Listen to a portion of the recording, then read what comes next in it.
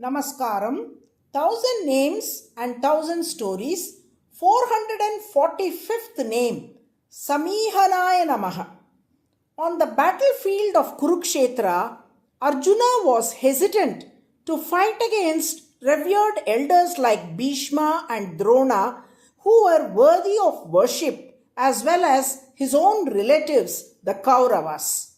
Overcome with sorrow and confusion, he let go of his Gandiva bow and sat down in his chariot. To console and guide him, Lord Krishna began to impart Bhagavad Gita.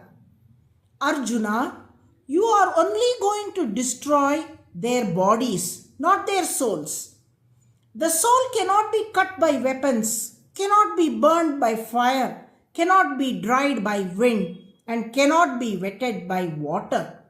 Just as I, the Paramatma, always exists eternally, so too do the individual souls, Jivatmas, always exist. If you wish to understand the true nature of the soul, perform your duties without attachment to the results. By doing your duty in this way, you engage in Karma Yoga, which will eventually lead to the Jnana Yoga, the path of true knowledge.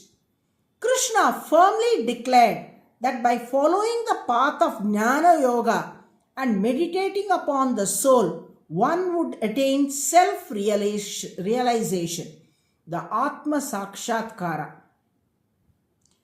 Upon hearing this, Arjuna said to Krishna, if I must engage in Karma Yoga by performing my duties, then as a warrior, I am bound to fight this dreadful war. Instead, I would rather follow the path of Jnana Yoga and meditate upon the soul. To this, Krishna replied, Karma Yoga is indeed easier to follow. If you pursue Jnana Yoga for some time, there is a chance you may falter. But there is little chance of slipping from path of Karma Yoga, which you are already accustomed to. For someone like you who is used to action, it is very difficult to give up all activity and take up Jnana Yoga alone.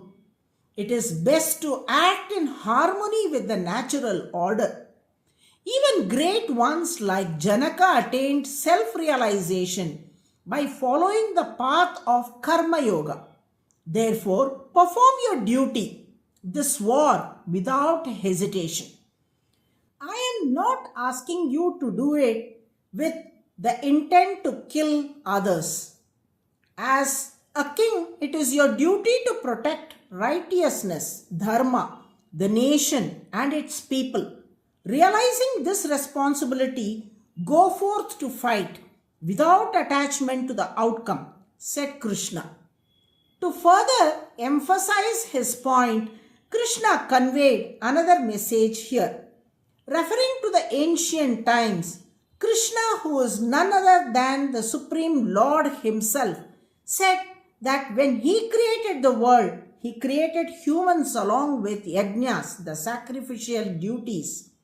O humans, perform these duties in the form of yajnas without fail.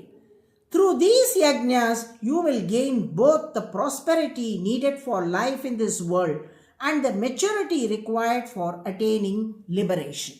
Saha yajnaihi prajasrihtva purovacha prajapatihi anena prasavishyadvam yeshavostu ishtakamaduk.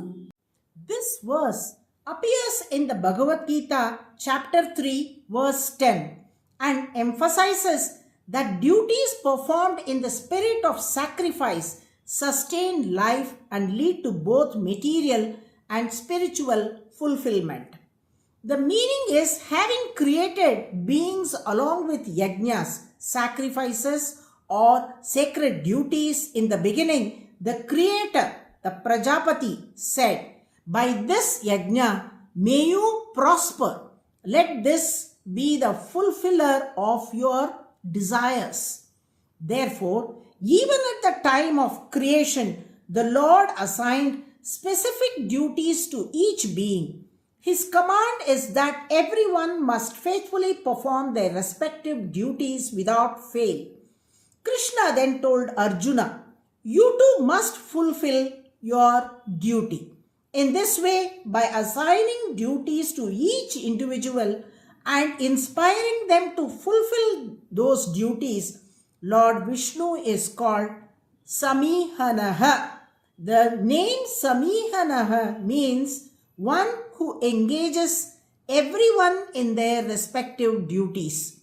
While remaining in the form of Shimshumara Chakra, Lord Vishnu governs the movements of stars and planets, ensuring that they revolve according to their ordained paths.